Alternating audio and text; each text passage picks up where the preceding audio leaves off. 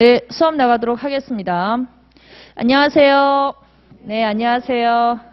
자, 오래간만에 처음 뵙겠습니다. 저는 지금 현재 법무사 사무실을 운영하고 있는 김미영 법무사이고요.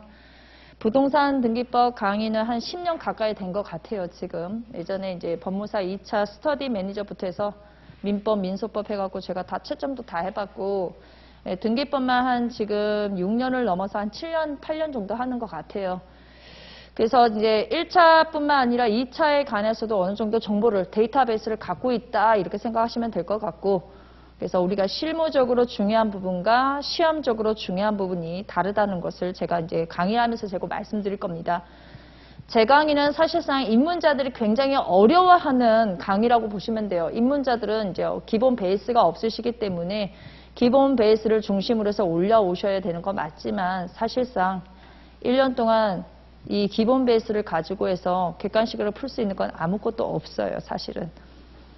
기본 베이스로 가지고는 하지 않고요. 저는 기본 베이스를 탄탄하게 계단식으로 올라가서 이게 객관식으로 풀 수가 없기 때문에 나중에 법무사 1차 문제를 보시면 아시겠지만 법무사 1차 문제는요, 어느 정도 1.5차 정도 되시는 분들이 문제를 풀 수 있는 수준이에요.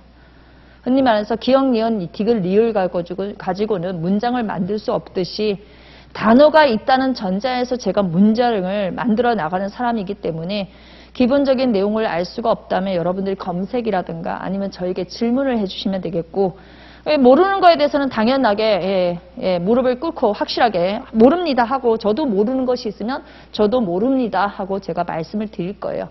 그래서 하나씩 채워 나가신다면 지금 출발선에 계신다 하더라도 내년 이때쯤이면 여러분들이 2차 시험을 보고 이 자리에서 2차 수험생으로 앉아 있을 수도 있고, 아니면 또 다른 방식으로 2차 결과를 기다릴 수 있는 그런 수험생이 되실 수는 있습니다. 그래서 지금 출발선에 같이 있는 것 같아도 사실상 출발선에 같이 있는 게 아니에요. 그 사람과 나의 상황은 완전히 다르거든요. 누구는 1차를 오랫동안 하신 분들도 계시고 입문자도 계시고 1년차, 2년차, 3년차에서 이미 부동산 등기법에 대해서는 어느 정도 통달하신 분들이 여러분하고 강의를 같이 듣고 있기 때문에 등기 권리자가 뭐다, 등기 의무자가 뭐다, 이런 설명들이 사실상 그분들은 의미가 없거든요. 왜냐하면 일상적으로 사용하는 단어이고 용어이기 때문에 제가 그거에 대해서 의무자가 뭡니다, 권리자가 뭡니다, 이런 얘기는 하진 않을 거예요. 여러분들을 무시하거나 그런 게 아니라 그 정도까지 와야 이것의 시험을 객관식을 문제 푸는데 전혀 지장이 없다라는 얘기를 하는 겁니다. 아니면서 1번, 1, 2, 3, 4, 5, 6, 7, 8 이렇게 세고 있는 아이들한테 곱셈을 못하듯이 어느 정도 구구단이라도 외워와야, 그렇죠, 저희가 곱셈 연산을 할 수 있습니다. 그래서 제 강의가 조금 여러분한테 불편할 수 있을지언정 그것은 이제 시간이 좀 지나고 나면 훨씬 더 편할 수도 있고요. 저는 쉬운 것을 주로 강의를 하기도 하겠지만 어차피 저희는 시험이 객관식 문제집이어서 객관식을 통과하는 수준으로 제가 말씀을 드릴 거예요. 어려운 것부터 말한다는 것은 그게 처음에는 어려울 수 있으나 계속적으로 반복이 된다면 문제 푼 데는 전혀 지장이 없고 평상시에 내가 사용했던 용어랑 별 차이가 없기 때문에 그런 부분에서 좀 이해를 제가 좀 미리 구하도록 하겠습니다. 그래서 초등학교처럼 1 더하기 2는 3입니다. 이런 설명을 못 드린다는 걸 양해를 좀 부탁드리도록 하겠습니다. 자, 저희 교재, 제 교재죠. 제 교재 제일 앞에 가보시면 머릿말 다음에 목차가 있을 거예요. 목차 좀 가보도록 하겠습니다. 저는 1.5차식으로 강의한다. 그렇게 말씀드리고 싶어요. 그게 여러분한테 훨씬 더 좋은 강의예요. 어차피 저녁 강의는 기본서 다음에 객관식이기 때문에 기본서를 한 번 다시 볼 수는 없어요. 여러분들이 개인적으로 보지 않은 이상. 자, 목차 부분에 가시면 제1편에 총론이 보이실 겁니다. 총론 파트에 가보시면 제1장에 부동산 등기 제도가 있고 제1절, 제2절, 제3절, 제4절이 있는데 이 제4절 등기 효력이 굉장히 중요합니다. 올해 저희 법무사 2차 시험이 한 2주 전에 있었거든요. 여기 등기 효력이 굉장히 중요한 것이어서 여기에 시험이 생각보다 많이 나오고 있고 여기 등기 효력을 잘 보시게 된다면 우리가 강론을 이해하는 데 굉장히 많은 도움을 받을 수가 있습니다. 제2장에 보시면 등기사항이 보이실 거예요. 제1편의 총설, 제2편에 2절에 등기 대상인 물건, 등기 사항이 있는데 요것도 조문과 제 두 문자 몇 가지면 여기가 다 클리어되고 처음에 이제 강의할 때는 저기 부분을 많이 얘기할 수는 있겠으나 사실상 나중에 마지막에 가면 사실 1시간 안에 요 3, 40페이지를 제가 한 방에 끝낼 수가 있습니다. 그래서 초반에 제가 1차 처음 강의이기 때문에 시간을 많이 할애하지만 개관식 할 때는 사실상 1시간이면 끝나는 부분이어서 교재를 많이 읽는 것도 중요하지만 제1장에 제4절을 굉장히 많이 읽어주시기 바라고 제2장은 제 두 문자와 몇 가지만 더 보시면 돼요. 그럼 제가 자신 있게 말씀드릴 수 있습니다. 제3장에 가시면 등기기관과 등기에 관한 장부가 보이죠. 등기소, 등기관, 등기부 등의 그 다음에 등기의 공시, 중복등기의 정리 부분이 있는데 제3절과 제4절을 좀 잘 봐주셨으면 좋겠고 올해는 등기의 공시 부분이 이 부분이 시험에 2차 논술로 나왔어요. 그래서 1차에서는 잘 안 보는, 1차에서는 보지만 2차에서는 안 보는 부분이 이제 이번에 시험에 나왔기 때문에 제3절과 제4절을 좀 많이 봐주시고요. 제5절 중복등기의 정리 같은 경우는 사실상 이해하는데 굉장히 어려워요. 예, 어려워서 많은 부분들이 이제 포기하기도 하고 이제 어차피 봐도 모르겠으니까 덮어놓고 공부할 땐 열심히 하는데 나중에 잘 안 보는 부분이고요. 그리고 많은 합격생들이 저 부분을 안 봤다는 분들이 오히려 더 많습니다. 그래서 2절, 3절, 3절, 4절이죠. 3절, 4절을 좀 봐주시고 제4장에 가시면 등기 신청 절차가 나오죠. 제1절에 등기 신청의 결관, 제2절 등기 신청 방법, 등기 신청 행위, 등기 신청인 제5절에 등기 신청에 필요한 정보. 만일에 저보고 문제를 내라고 하면 제4절, 제5절을 제일 많이 나오죠. 예, 제4절, 제5절에는 4절에는 외국인, 재외국민 등기 신청, 판결에 의한 등기 신청, 대위 등기 신청, 법인에 의한 등기 신청, 법인 아닌 사단재단에서 굉장히 많은 부분이고요. 2차생들은 저기를 굉장히 많이 외워요. 여러분들이 제4장에서 많이 암기하고 많이 봐야 할 부분은 사실상 4절하고 5절입니다. 자, 5절에 보시면 등기 신청에 필요한 정보가 나오죠. 등기 신청에 필요한 정보는 저희가 두 가지가 있어요. 신청 정보고 이제 첨부 정보 파트가 나오는데 여기도 2차와 관계에 있어서 굉장히 중요한 부분이고 여러분들이 여기를 꼼꼼히 그래서 페이지도 보시면 굉장히 많은 페이지를 차지하고 있죠.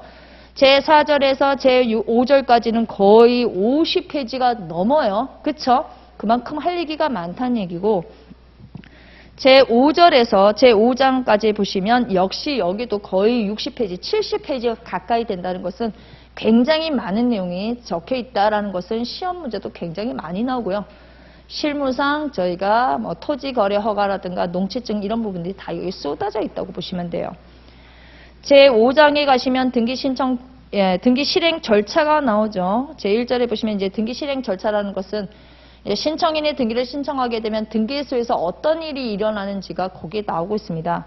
제1절에 신청의 접수와 배당은 이제 등기소에서 접수를 받으면 어떻게 배당할 거냐. 제2절에 등기 신청의 조사, 제3절의 기입 이런 부분은 사실 잘 안 나와요. 저희가 제일 중요시 생각하는 게 제4절과 제5절입니다.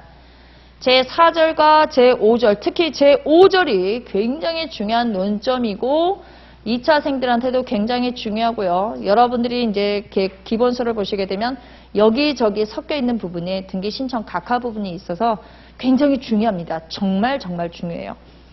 교합도 간단하게 그 다음에 등기 신청 의무와 불이행 벌칙은 됐고요. 제9절 체크해서 제4절, 5절, 9절이 이 파트에서 제일 중요하다.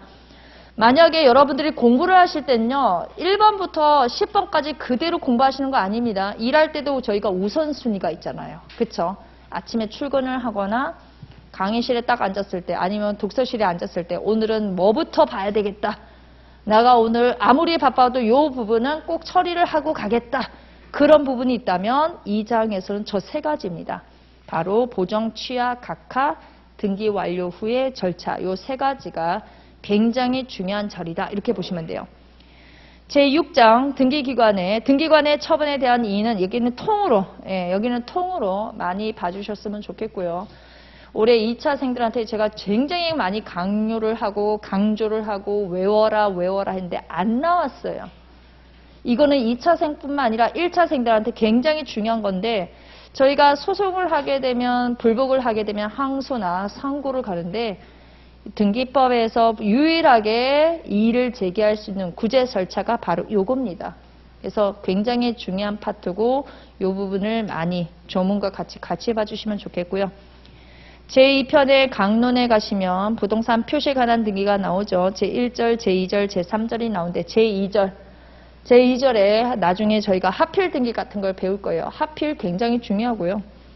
그 다음에 제3절은 이제 하필을 기준으로 해서 몇 가지만 더 보시면 될 것 같고 제2장은 전체적으로 별표.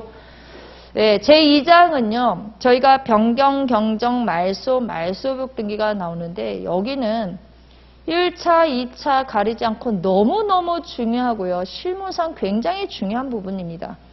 이해하는 게 어려워서 많은 부분이 여기를 포기해요. 어렵기 때문에. 어렵다는 것은 분명히 항상 생각하는데 여러분들 쉬운 것만 공부하시잖아요. 절대로 이 시험을 붙을 수는 없어요. 남들이 어렵다는 것은 나도 어렵지만 그 부분이 시험으로 문제가 나오게 되면 전부 다 틀리고 정말 저 부분을 정복하는 사람만 합격을 할 수 있다. 이렇게 보시면 되겠고 제2장은 1차, 2차 가리지 않고 전부 다 중요한 포인트입니다. 제3장에 가시면 소유권에 관한 등기가 나오죠. 소유권에 관한 등기는 소유권 보존, 소유권 이전, 제3절의 공동소유, 투기약상에 관한 등기가 있는데 1절과 2절을 보시면 특히 2절 부분에 보시면 412페이지부터 453페이지까지 해서 대략 한 40페이지가 있어요. 저희가 지금 실무상으로 보시면 알겠지만 소유권 이전 등기가 굉장히 많지 소유권 보존 등기가 많은 건 아닙니다. 그래서 소유권 이전 등기 관련해서 상속, 증여, 유증, 판결받아서 넘어가는 거, 취득시효 완성 이런 것들과 관련해서 소유권 이전 등기는 무조건 잡으셔야 돼요. 1차, 2차 가리지 않고 저기는 너무너무 중요한 파트이기 때문에 제2절에 소유권 이전 등기는 전체적으로 많이 봐두자. 제4장에 가시면 용익권이라는 표현을 썼죠. 우리가 민법에서 용익물권은 배워봤지만 용익권은 배워본 적이 없죠. 근데 여기 보시면 제1절, 거기 2절, 3절, 4절에 보시면 용익물권인 지상권, 지역권, 전세권이 나오고 용익채권인 임차권이 지금 눈으로 여러분들이 보고 계십니다. 실무상 사실상 임차권 등기는 많지는 않아요. 임차권 등기하는 것보다 사실상 전세권 설정 등기를 더 많이 하지 임차권 등기는 많이 안 해요. 용익물권에서 용익권에서 저보고 이제 찍어서 먼저 공부해라. 저 1절부터 5절 중에 먼저 공부를 해라. 그럼 저는 전세권을 찍습니다. 실무상 전세권이 제일 많이 나오기 때문에 전세권 설정 등기를 하고 그거와 유사한 임차권을 보고 난 다음에 지상권, 지역권. 지상권은 여러분들이 민법에서 뭐 배웠어요? 지상권. 관습법상 법정지상권, 법정지상권 이런 거 배우셨죠? 그거와 관련해서도 등기를 하겠지만 여기서 나오는 지상권 그거 포함해서 민법에 나오는 지상권, 특별법상에 나오는 구분지상권이 여기 있습니다. 그래서 굉장히 중요한 포인트가 있어요. 그러나 등기법적으로는 제4절. 전세권에 관한 등기가 제일 중요합니다. 민법에서 전세권 뭐 배웠어요? 전세권. 일반적인 전세권도 있지만 건물 전세권 배우셨죠? 건물 전세권에 대해서 저희가 고민을 1차 때 민법에서 살짝 고민하시는데 여기서는 좀 많이 고민을 좀 해보셔야 될 것 같고 제5절에 임차권에 관한 등기에 관련해서 최신 선례가 변경된 게 있어요. 이 교재를 쓰고 저 이미 오전반 강의 끝났거든요. 오전반 강의가 끝났는데 선례가 변경된 게 있어서 저 제5절을 좀 잘 봐주셨으면 좋겠어요. 제5장에 담보권에 관한 등기가 나오죠. 담보권에 관한 등기는 제1절 근저당권에 관한 등기하고 권리질권 및 채권 담보권에 관한 등기가 나옵니다. 여러분들 민법에서는 저당권에 관한 등기를 많이 배우셨는지 모르겠는데 사실상 저당권 설정 등기는 없어요. 실무상. 눈을 씻고 밖으로도 못 봤어요. 제가. 근데 민법의 많은 판례들은 전부 다 저당권을 얘기하고 있습니다. 근데 실무상 저희는 근저당권을 많이 해요. 그래서 제1절 특히 많이 받을 것. 제1절을 잘 이해하셔야 이게 민법에도 적용이 되고 그다음 민사집행에서도 여러분들이 도움을 받을 수 있어요. 제6장 신탁에 관한 등기. 신탁에 관한 등기는 실무상 굉장히 많습니다. 우리 1차생이나 2차생들이 제일 골치 아파하는 곳이 어디냐면 사실상 제6장과 제9장을 제일 싫어해요. 6장에 나오는 신탁에 관한 등기하고 제9장의 구분 건물, 즉 아파트 같은 거 생각하시면 제일 빨라요. 이 등기 여기 부분을 제일 싫어해요. 근데 실무상 제일 많아요. 여기가. 예, 여기가 제일 많은데 이해하는 게 너무 어려워서 많은 분들이 여기를 포기를 하거든요. 어떻게 되겠지? 올해는 나는 안 받겠지. 안 받으면 나가는 거고 이 문제를 보는 순간 틀리면 떨어지는 거예요. 제일 어렵고 이해하기 어려운데 사실상 제6장을 잘 알아두시게 되면 여기가 사실상 돈밭이에요. 돈밭. 시험에 나가시면. 예. 그 나이 드신 분들이 그냥 사무실 와서 얘기를 하는 거에 신탁이에요. 사실상 공부하시는 분들이 신탁을 잘 몰라요. 실무는 정말 신탁이 많습니다. 정말 신탁이 많아요. 그래서 제1절부터 제7절까지 신탁에 관한 등기는 전체적으로 많이 봐주셨으면 좋겠고, 가등기요. 가등기 제1장 총설 제2장, 제3장, 제4절인데 주로 이제 시험은 3절하고 4절이 좀 많이 나오는 편이죠. 가등기에 기한 본등기, 그 다음에 본등기 후에 조치 부분이 1차, 2차 시험에서 좀 많이 나오는 편이고, 요 가등기에 관련해서 저희가 논점들이 좀 있고 조문을 좀 잘 봐주셨으면 좋겠어요. 제8장에 가시면 총설 부분인데 사실 시험과 관련해서는 제4절, 제5절 가압류 가처분, 경매 절차 부분이 제일 어렵습니다. 왜냐? 일단 가압류 가처분하고 경매 나오게 되면 저희가 시겁하거든요. 어렵다. 왜냐하면 내가 아직 민사집행을 안 했기 때문에 어렵다. 이렇게 생각을 하니까 여기가 이해가 안 가는 거예요. 근데 저 부분이 생각외로 제4절과 제5절은요. 작년에 나왔다. 올해 안 나올 수가 없어요. 또 나와요. 예, 단골 손님이라는 얘기를 하는 거예요. 작년에 나왔으니까 여기 제끼입니다. 올해 안 나왔으니 내년에 보세요. 이게 아니라 작년에 나와도 계속적으로 나오기 때문에 법무사가 주로 하는 일이 뭐예요? 소송하기 전에. 가압류 가처분 치고 가잖아요. 네, 그래서 저희가 이 부분은 민사집행이 아니더라도 여러분들이 굉장히 많이 알고 계셔야 되겠고 실무적으로도 굉장히 많이 하고 있고요. 가압류 가처분 같은 경우는 공탁과 연결된 부분이 있고요. 경매 부분 같은 경우도 여기 민사집행하고 연결된 부분이 있기 때문에 안 볼 수가 없고요. 저기를 이해가 안 되게 되면 일단 부동산 등기법은 고득점이 될 가능성이 없다. 이렇게 보시면 돼요. 제9장에 보시면 구분 건물에 관한 등기가 나오죠. 여기 챕터들은 전부 다 중요해요. 안 중요할 수가 없어요. 일단 내용이 어려워요.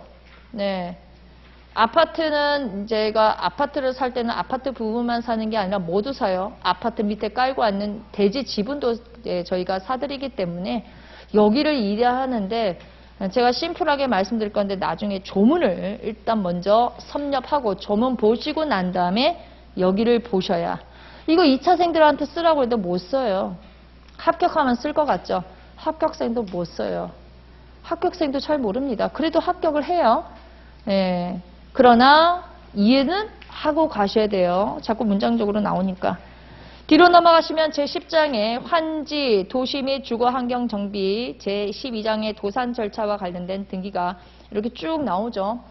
이제 저희가 이제 그 부동산 등기법 말고 이 환지라든가 도정법에 맞춰서 도정법은 이제 주로 재개발, 재건축 쪽을 얘기를 하는 거고요. 도산 절차 같은 경우는 제1절, 제2절 보시면 회생 파산 부분이 있죠. 회생 파산과 관련해서 지금 회생 파산 사건이 굉장히 많잖아요. 그거에 관련해서 부동산 등기하고 어떤 연관이 있는지를 저희가 공부할 건데 사실상 10장, 11장, 12장 부분은 잘 안 나와요. 재수가 나쁘면 1년에 연달아서 2개가 나올 수가 있고 어떤 해는 하나도 안 나올 수도 있고 예. 그렇다고 제기잔이 찜찜하고 챙기잔이 양이 많고 그 애매모호함이 있기 때문에 제가 이번 순환에 여러분한테 강의를 하긴 하겠지만 여기 부분을 얇게 해서 제가 설명을 드리는 게 낫고요. 실무상 가시게 되면 생각보다 이 도산 절차와 관련된 등기가 생각보다 많다라는 거. 생각보다 많아요. 그래서 그런 부분을 제가 설명을 하도록 할 겁니다. 그래서 대략적으로 시험이 어느 부분이 나오는지를 제가 말씀드렸고요. 제1장 총론으로 가보도록 하죠.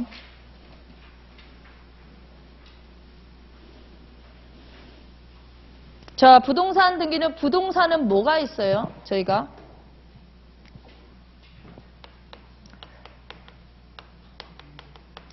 부동산은 건물과 토지가 있죠.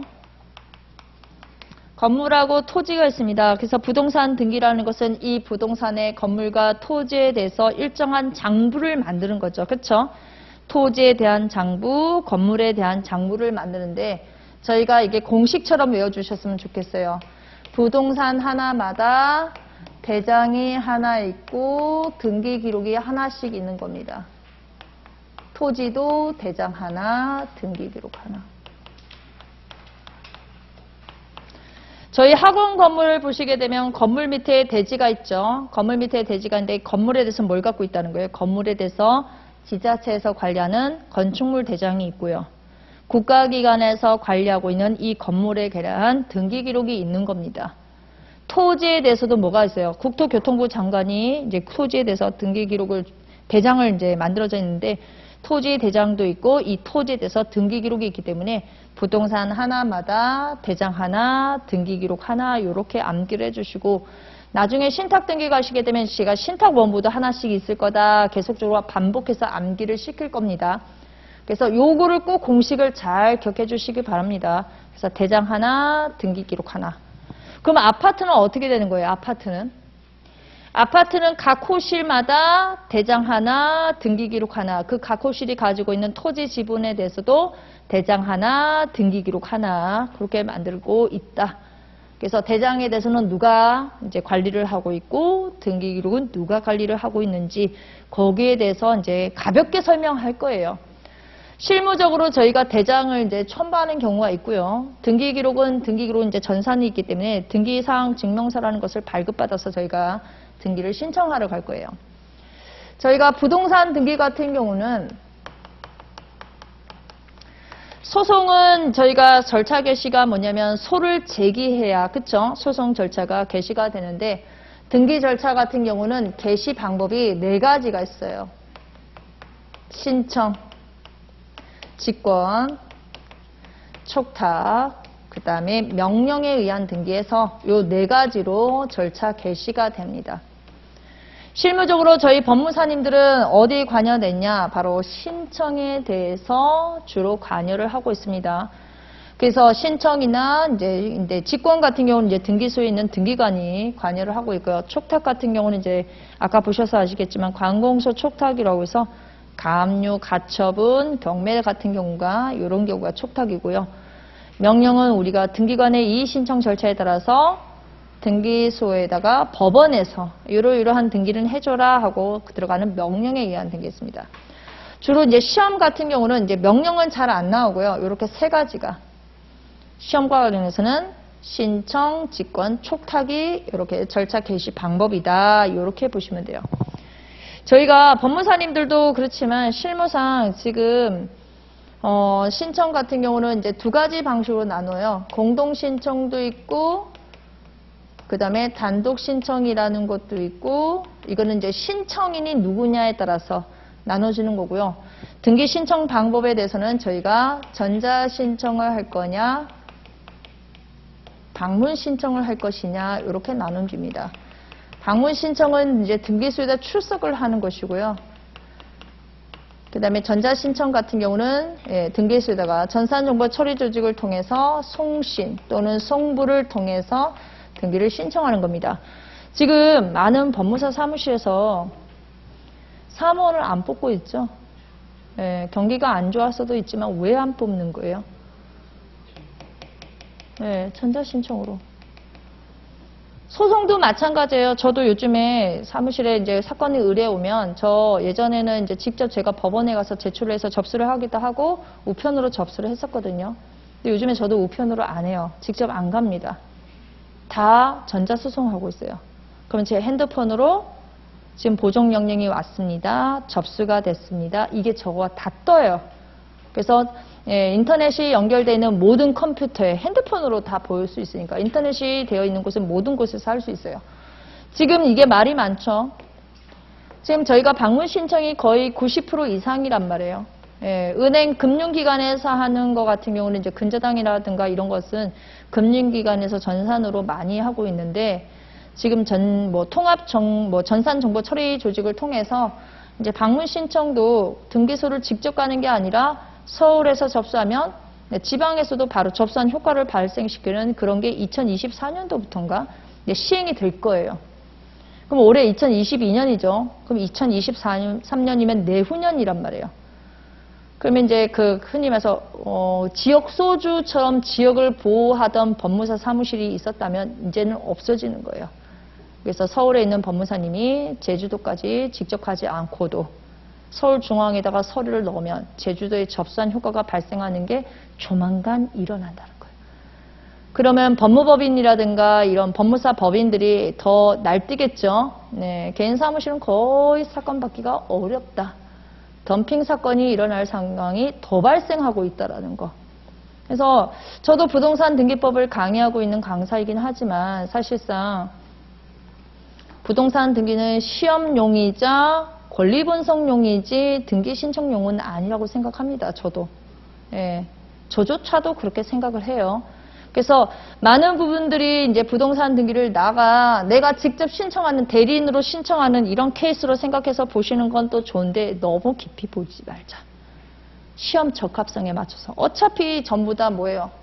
요 방향으로 간다면, 요 방향으로 간다면 내가 맡을 수 있는 것은 여러분들이 특화를 시켜야 돼요. 남들도 다 하는 매매 등기, 남들도 다 하는 증여 등기, 남들도 다 하는 등기가 아니라 상속 등기 특이한 거, 외국인, 재외국민 특이한 거, 판결 같은 거 특이한 것들 있죠.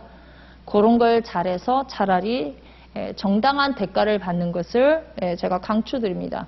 그래서 저도 그런 방향으로 강의를 할 것이고 시험 트렌드에 맞춰서 강의를 할 거예요.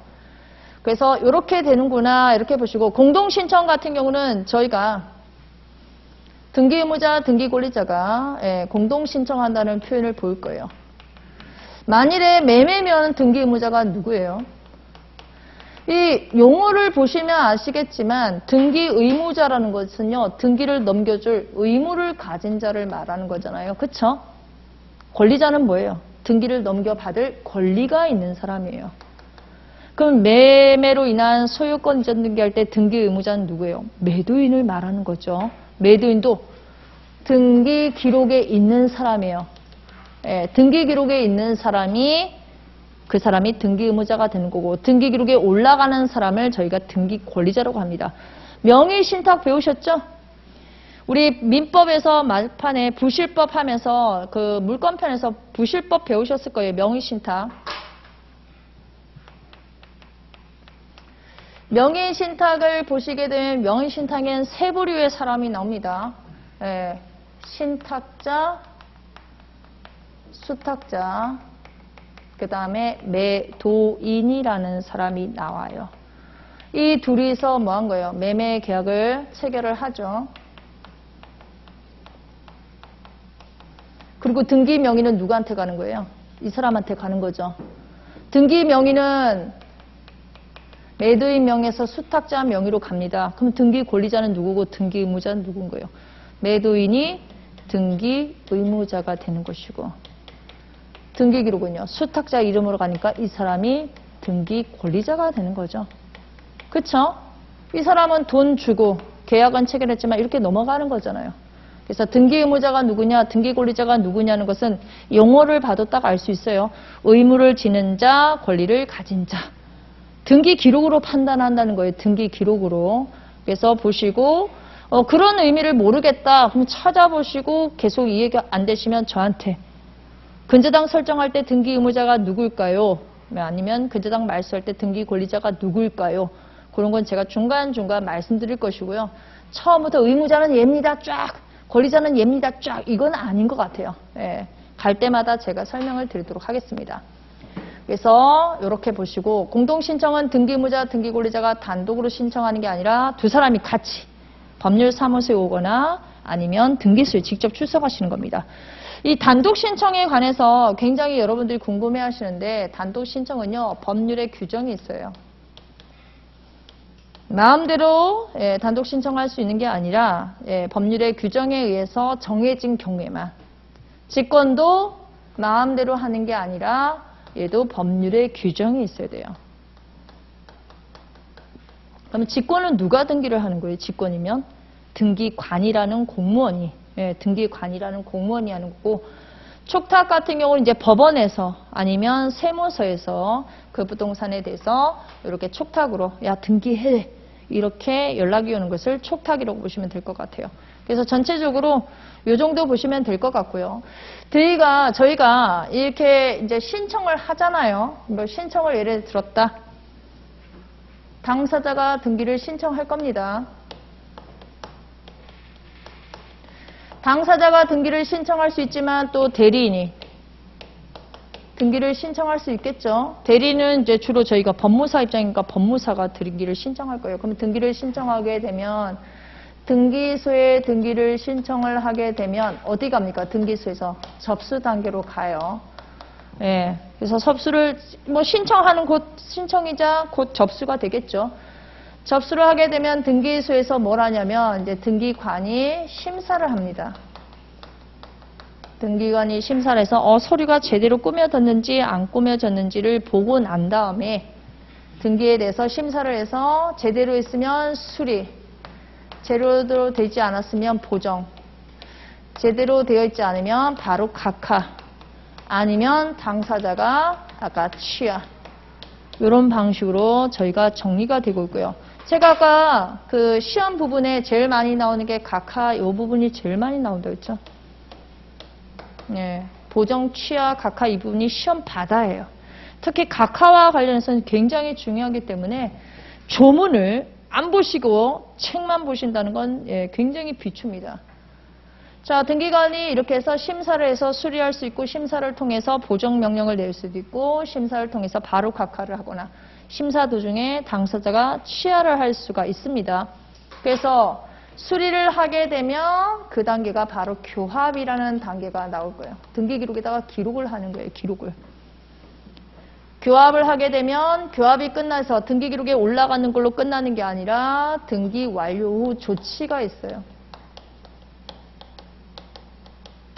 그래서 등기관이 어떤 조치를 하냐면 등기필 정보를 작성을 하거나 등기 완료 통지, 등기 끝났습니다 하고 등기 완료 통지를 하거나 지자체장에다가 통지하는 방법도 있고요. 아니면 지자체장이라고 하긴 좀 그렇지만 소관청이라고 있어요. 대장소관청이라고. 그 다음에 세무서에다가 통지하는 절차가 있습니다. 그래서 등기관의 조치까지 마무리를 지어요. 등기필 정보 작성 통지는 이제 저희가 부동산 등기법에서 굉장히 중요한 논점이 많아요. 어떤 경우에는 작성 통지하느냐, 어떤 경우는 작성 통지하지 않느냐. 굉장히 중요한 논점입니다. 그래서 지금 보시면 등기소에서 일어나는 일은 이 신청 단계를 빼고 여기까지, 여기 당연히죠. 여기도 포함이죠. 이렇게 포함해서 전부 다 여기서 등기소에서 다 일어나는 일이다. 그럼 저희가 등기를 신청하죠. 아까 신청에는 당사자가 직접 신청할 수도 있고 대리인이 신청할 수 있는데 이 신청할 때는요. 신청정보라는 단어를 쓰는데 실제 유사한 단어는 뭐냐면 신청서를 말해요. 그 다음에 첨부정보는 어떤 것을, 첨부정보를 굉장히 어렵게 생각하지 마시고 첨부정보는 첨부서면을 얘기하는 거예요. 첨부서면. 신청서는 A4 용지 달랑달랑 낼 수는 없거든요. 그 서면에 적혀있는 것을 증명하기 위해서 첨부서면을 다 제출합니다. 여기가 또 바다예요. 여기가. 법무사가 사실상 암기해야 되는 부분은 여기겠죠. 우리가 등기를 신청할 때 누가 의무자인지 권리자인지 신청정보는 어디까지 쓰는지 첨부정보는 어디까지 제출을 해야 되는지 여기까지만 저희가 사실 암기하면 되는데 더 중요한 건 각하예요. 이러이러한 경우는 각하를 당하니까 이런 거를 제출을 할 때는 이 부분을 조심해야 되겠구나. 그런 의미에서 각하가 굉장히 중요합니다. 등기를 마치게 되면 등기필 정보 작성 통지가 있는데 이게 나중에 저희가 첨부 정보에서 또는 신청 정보에다가 저희가 제출하는 경우가 있어요. 그래서 이때 받은 것을 이걸 어떻게 활용할 것이냐 이런 부분들이 저희가 배워야 되는 부분이에요. 이건 이제 전체적으로 제가 말씀드린 거고요. 이건 부동산 등기법 말고 제가 부동산 등기법 공부하면서 제일 어렸던 게 뭐냐면 사실상 부동산 등기법하고 규칙은 조문이 몇 개가 안 돼요. 법과 규칙이 몇 개 안 되는데 부동산 등기법 말고 다른 법, 예규, 선례 요런 게 사람을 잡아요. 저희가 이제 예규하고 선례를 나중에 배우게 될 거예요. 부동산 등기법은 제가 부동산 등기라고 말을 하죠. 부동산 등기과 관련해서는 법하고요. 규칙이 있고요. 그 다음에 예규가 있고 선례가 있습니다. 이렇게 네 가지가 있어요.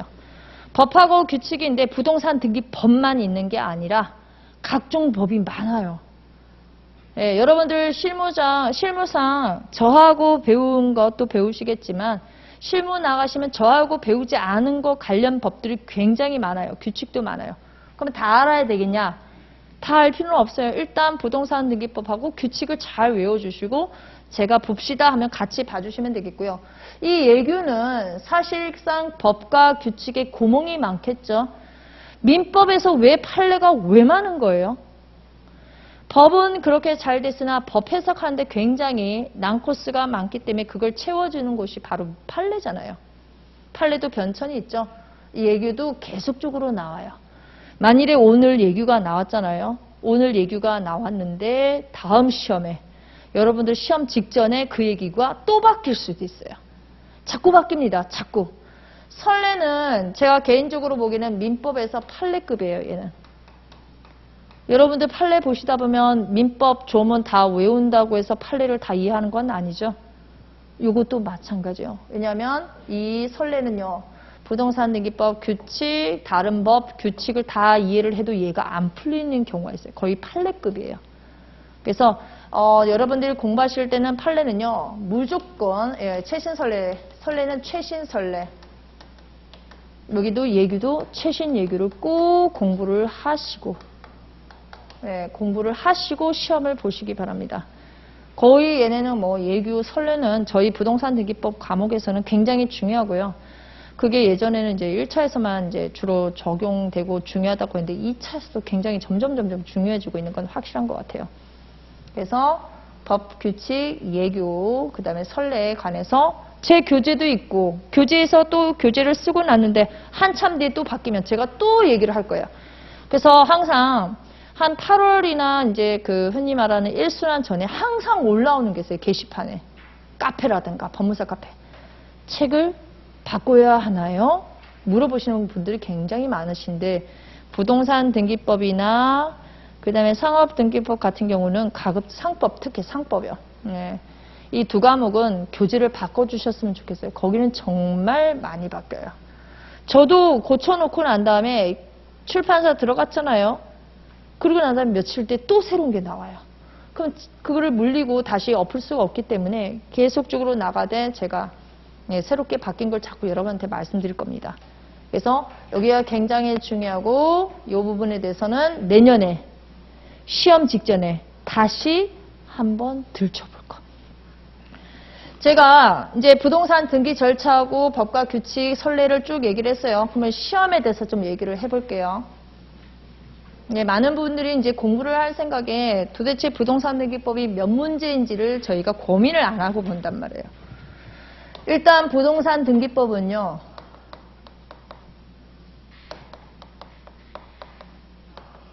일단 공인중개사법에서는 공시법이라고 하죠.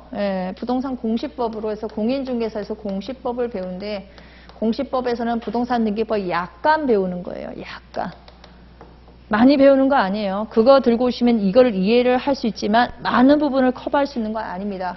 공시법이 있고요. 부동산 등기법은 또 법무사 1차 시험, 2차 시험의 공통 과목입니다.